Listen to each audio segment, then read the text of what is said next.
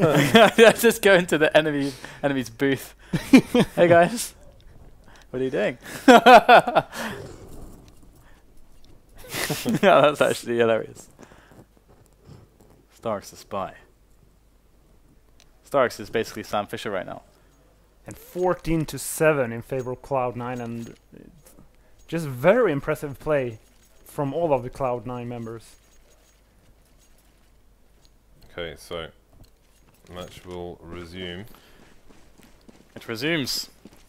And Cloud9 are looking to close this one out quickly now, as NaVi don't have much to really say for themselves with the economy that they have on the T side at the moment.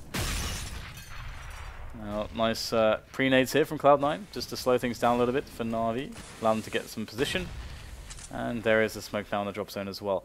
So Cloud9, actually NaVi, they look like they're going to do the same play that they tried in one of the previous rounds, where they try to get 3 players down along with the bomb, and they try to use the players in drop zone as the pressure goes in towards A to catch the rotating B players. We've got Seized and flamie in this position now, and we shall see exactly how they capitalize on this, or if they even can. They've left the bomb quite far back as well.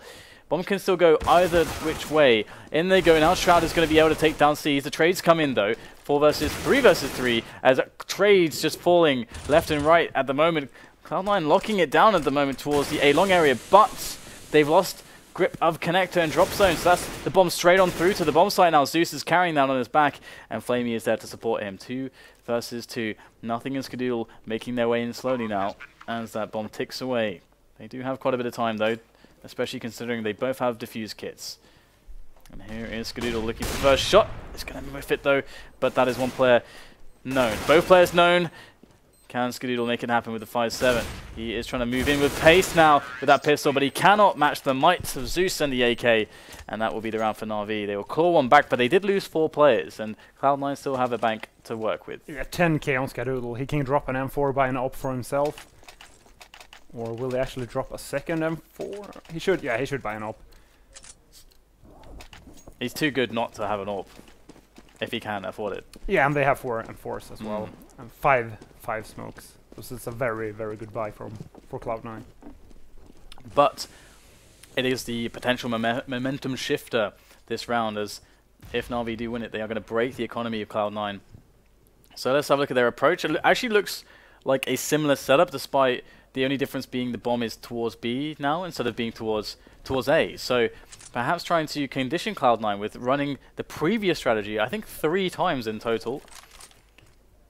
And actually, that said, they aren't going to pressure A long at all, so it will not look as if it was that play that they just used to win the previous round.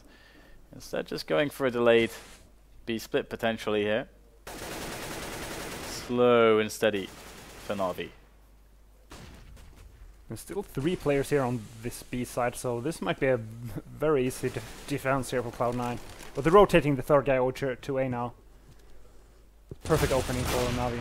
And the defense comes in, there we get the trades as the choke points are flooded with NaVi players, and they are making their way in, but nothing's in a key position. He can still slow this down. He has to buy time for the rotation of his team, but he will go down straight away. Not much time bought, and not much in the way of odds shifted in the favor of Cloud9, having got no frags there on his defense.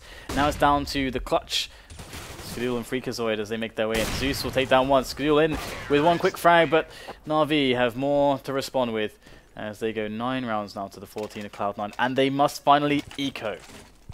Yeah, Cloud9 will be forced to an eco, and NaVi just finding the perfect opportunity to push towards the B side. If they would have pushed 5 seconds earlier, it would have meant that Cloud9 would have had 1 extra player, so perfect timing there for NaVi.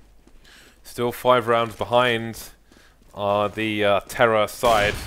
And that's a bit of information for Guardian, but no frags. Bit of a tag coming in, and that nade should be beautiful. More frags soon to follow there. Possibly a penetration. No, it's 2 separate kills, but nonetheless, clean anti-eco round here from NaVi. Closing the gap to 4. You can see the Molotov starting to come out for the T side as well. A little bit more money in the bag. Cloud9 will actually go for a second eco, and I like this. They know it's very crucial for them to have an op on Skadoodle, and they could have bought 1 op. Shroud had 4,900, but that would have meant that he wouldn't be able to buy Kevlar. So I like this decision for Cloud9. Indeed. Let's see how long it takes NaVi to identify this. There is a stack over towards the B bomb site. Let's see how aggressive they choose to be. flamie's taken some damage, I think, from grenades already, and FREAKAZOiD still has one more in the bag. Maybe a delayed finisher to come in. Yeah, wow, flamie's in the side. They will hear the stepping, surely. There must be a player that would have heard them dropping down there. And, well, there's no response yet. He's got no HP from the triple nade. Gares, meanwhile, will take down player near the drop. It's going to be Zeus who makes his way through, but no! He does not make his way through. Nothing is going to take the frag immediately, and now NaVi go for the play into the A bomb site. Is this actually doable here for Cloud9? Are they actually going to be able to pull something together here? It's going to be very hard to get through the smokes, and they will fall as they try it, but they are losing players still. Yeah, well, those are both teams, but Guardian just finishing things off there with the P250. And Cloud9 still on 14 rounds. 3 rounds behind NaVi now. The good thing about that double eco is that even if they lose this round, they will be able to buy once again, and also getting 3 kills on that eco round is very, very good. It means they're 1 round closer to actually force NaVi to an eco. Yeah, Skadoodle's actually playing the AWP by the drop here, and he's going to actually try and boost up his mate, Shroud. Now, Shroud's just peeking over the top there as NaVi make their way for some map control plays towards all of the map. So he's providing presence towards B, but it looks like NaVi want to get the quick play into A. They've got multiple players now trying to entry their way through A long. There's 2 players there for Cloud9, and Shroud is going to make the first defensive kill there towards C. So that is the B presence eliminated for NaVi, so they may just decide to just go for the A play now. Still over a minute for NaVi to play with, so they've got time to wait for these smokes. Don't need to take any crazy risks there. Still over towards the A site in numbers. You can see Zeus creeping there. He's confirmed that there's no one to the right of his position, so they only need to worry about the site once this smoke disappears. And they're all going to be over in that direction, possibly having to play the trade game. There are so many flashes and nades coming in. Cloud9 starting to flank as well. They realize NaVi are all in the same place. flamie facing with only a Molotov out, but there is a boost position above where Gares was standing. Are they going to identify it, or is this going to go undetected here? It's going to be FREAKAZOiD. He's jumped down now to a more passive position as Cloud9 allow NaVi to take the site. Wow, just multiple kills coming in straight away for Cloud9. They Shroud performing very well in managing to pick up 4 kills in that round. Really, really saved Cloud9's bacon. As we can see, their money situation was not too strong, and NaVi, they don't have any opportunities left. If they lose this round, that's it. They are going to have to go and play a best of 3. Yeah, and they had 3 players on that A side. I think now they only expected to meet up 2 players, and FREAKAZOiD on that boost spot, being able to drop down mid when the push came out of A long, just was that extra person that he didn't know was there. Alright, it's crunch time for NaVi. No more rounds can be conceded. We've got 3 mollies out, but it's again, it's the frags they need, so Seas is going to be the lurker, but not having the success that Shroud did on the first half at the moment. Trying to go for some harassment there, trying to run distraction as NaVi concentrate their forces over towards the A site. Finds themselves the first frag, and there are still 3 people over here, as there's only 1 player to defend the A site from the rest of the push. They're straight up in there. Fast entry on FREAKAZOiD is going to make a huge difference here for NaVi as they get the bomb down, and the only thing left for Cloud9 to do is try to retake, but they can't really enter against 4 players, countless grenades. So instead, Gares will smartly just save the AWP, but NaVi not out of this one yet. Of course, they would need to string multiple rounds together, but maybe Threat's prediction of overtime could still pass. Let's have a look at the cash. Less than ideal.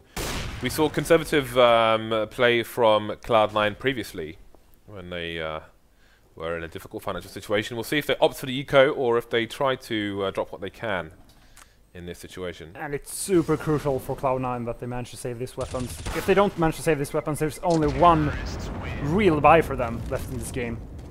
Okay, they saved the op, but okay, both die, so look at this. They're gonna go for the eco now, which means it's gonna be 15-13. They're gonna buy that round, and if they lose that one, the last round they will have a very poor buy, which means it's only 1 real weapon round now for NaVi to force this into overtime. The only thing in Cloud9's advantage here, if you can even call it that, is fREAKAZoiD has a bit of cash, so he can drop a few pistols for his teammates. They're going to have 2 nades on this occasion and the flashbang onto fREAKAZoiD, so maybe they can choose the right position. Maybe they can pick up some rifles. We will find out soon enough.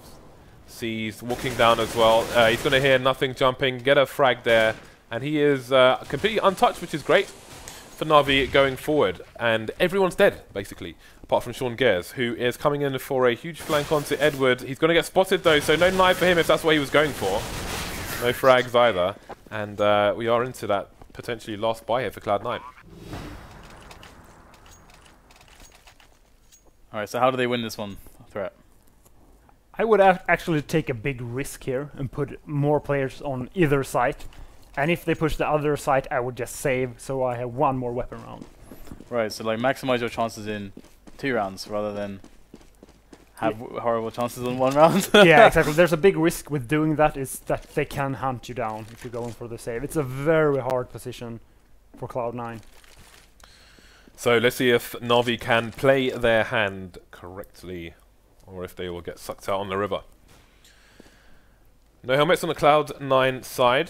Not that it matters in this round. This play could be important here, but they're both fully flash. Guardian coming in for the first frag. flamie with the rifle will go ahead and he will lose the initial duel. Guardian can see nothing, poking, prodding, trying to do a bit of line dancing there, trying to avoid the shot, but Guardian will make it. 3 versus 3 now. Cloud9, another flashbang coming in as Edward starts to make his way around the site. Skadoodle, though, is alive and kicking, and he is causing serious problems. He gets traded by Edward, however. fREAKAZoiD coming in with a bit of surprise, but has the angles to save his teammate.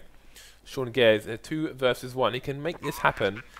He can use that all to try and find a 1v1 and not get traded. But look at the positioning of NaVi. They're not going to show themselves. Ooh, that might be a sound cue. Indeed it is. Look at the positioning of NaVi. They know exactly what's going on here. That's going to be Gares getting traded as NaVi move to overtime points. And look at the money. Not a single player on Cloud9 has 3k. I like how Threat called an overtime, like when we were halfway into the first half.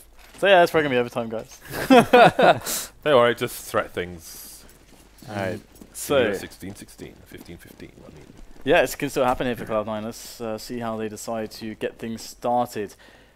NaVi as well with a fast play into the B plats, and Skadoodle is potentially waiting to be boosted up onto the tree. He wants to be amongst the foliage. Among the birds.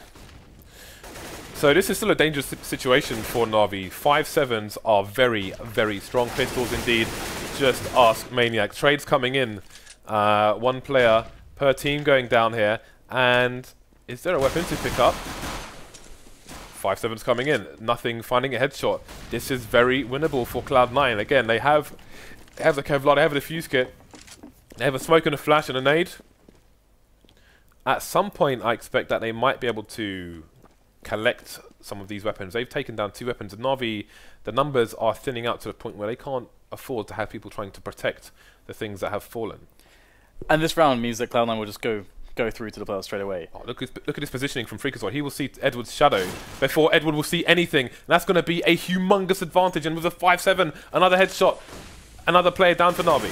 Oh, but they're going to catch him behind the wooden plank stick. Can he actually get out of the way in time? Absolutely not. It's going to be Zeus who takes him down as Shroud comes in with another kill. Trays backwards and forwards, but is the manpower? No, there's not. Cloud9 take it. Skadoodle in with the scout shot. And that's 16-14. So, okay, Threat was wrong, but it was damn close. Yeah, I can't... Oh, it really felt like NaVi just threw that last round away. 4 pistols, 1 scout. And did the scout even have Kevlar? Maybe had light Kevlar. They all had, I think they all had Kevlar. Yeah, or I'm pretty sure they did. Or maybe 1 player went down early. I'm not sure if he had the scout, but when there were 4 players left, they all had Kevlar at the very least. Yeah, I'm very surprised they didn't go for the B plateau push. Usually teams, when they know the opponent is on a very bad buy, you can just push the B plateau, because it doesn't really matter if there's 3 or 4 CTs on that B site, because there's no good angle you can take with a 5.7, for example, towards the B plateau versus an AK. So, very difficult time there for NaVi. And again, you saw there was a lurker, heavily tagged as well, less than 20 HP on the A-bomb site, just at the back where the barrels are. Took down Guardian. Guardian could not even identify where the shots were coming from before he went down. And then Zeus just in a horrible position at the end there.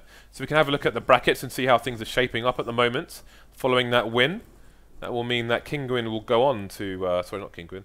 I mean that NaVi will go through to the semi-finals.